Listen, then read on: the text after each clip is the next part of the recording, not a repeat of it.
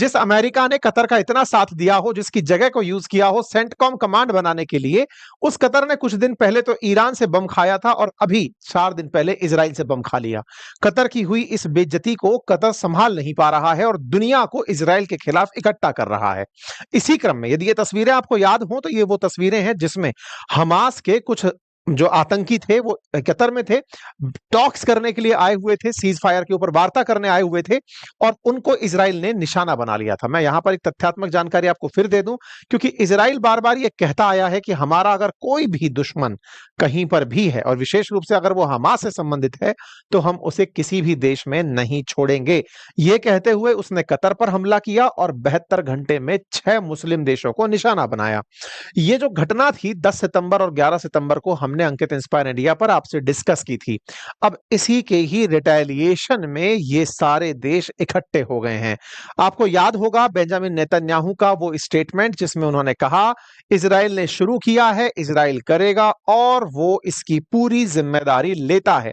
और इस बात को उन्होंने इसी तरह से बोला था कि हमास कहीं पर भी अगर है तो वो खत्म कर दिया जाएगा, दुनिया के किसी भी देश में हो। ऐसा कहते हुए ही उन्होंने कतर के साथ साथ कुल 6 देशों के ऊपर, जो कि अरब देश ट्यूनीशिया भी था, फिर चाहे सीरिया था, यमन था, कतर था, लेबनान था, गाजा था, इन जगहों पर इन्होंने हमले कर दिए।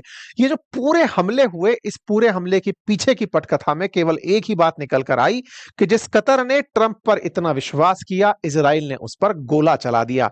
बस इसी को ध्यान में रखते हुए मुस्लिम ब्रदरहुड को याद दिलाने पाकिस्तान चला आया। सेम डे कतर पहुंचते हैं और कहते हैं कि सर आपके साथ बहुत बुरा हुआ है, आइए सबको बुलाइए।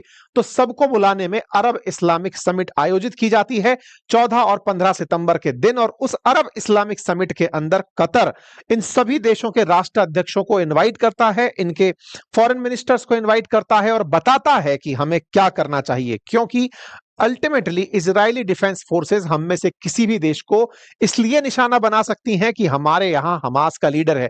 आपको यह तो याद होगा साथियों कि पिछले बार जब हमारे यहां पर पहलगाम हमला हुआ था, उससे पहले हमास के कुछ आतंकी पाकिस्तान में आए हुए थे। भविष्य में चूंकि इजरायली डिफेंस फोर्सेस ने यह कह रखा है कि वो दुनिया में कहीं भी हो, हम अपने दुश्मनों को नहीं छोड़ेंगे, इससे यह बात तो निकलती है कि अब हमास अगर पाकिस्तान में भी है तो इजराइल उसे पाकिस्तान में भी निशाना बना सकता है। इसी के चलते इन सभी देशों ने मिलकर कसम खाई कि क्या हम सब लोग मिलकर के नाटो की तरह अपनी एक फोर्स ना बना लें। नाटो की फोर्स से तात्पर्य है जैसे नाटो के अंदर आर्टिकल 5 काम करता है, जो कहता है कि अगर नाटो कंट्रीज में किसी के ऊपर भी कोई देश हमला करेगा तो हम सब मिलकर जंग लड़ने जाएंगे। बिल्कुल उसी तर्ज पर दोहा में आए हुए ये अरब इस्लामिक कंट्रीज ने चर्चा की कि अगर हम में से किसी भी देश पर हमला हो तो हम क्यों ना अरब नाटो बना लें, यानी सब की सब देश मिलकर के एक साथ उस दुश्मन से लड़ने चले। इस आइडिया को दोहा के अंदर टेबल किया गया, रखा गया। इसीलिए ईरान ने कहा कि इस्लामिक नाटो होना चाहिए, इजिप्ट ने कहा बिल्कुल होना चाहिए, पाकिस्तान ने कहा ज्वाइंट फोर्सेस होनी चाहिए। तमाम प्रकार से दुनिया भर के देशों ने अपनी अपनी राय रख दी। आज के सेशन में हम जिक्र करेंगे कि क्या यह स्थिति अगर बनती है तो क्या कतर इजराइल से बदला लेगा, उस दिन का जब कतर के ऊपर इजराइल की तरफ से बिना पूर्व सूचना के हमास को निशाना बनाया गया था, जबकि कतर बार बार यही कहता रहा कि हमास में अपनी मर्जी से नहीं, अमेरिका के कहने पर उनको अपने यहां जगह दिया हुआ था।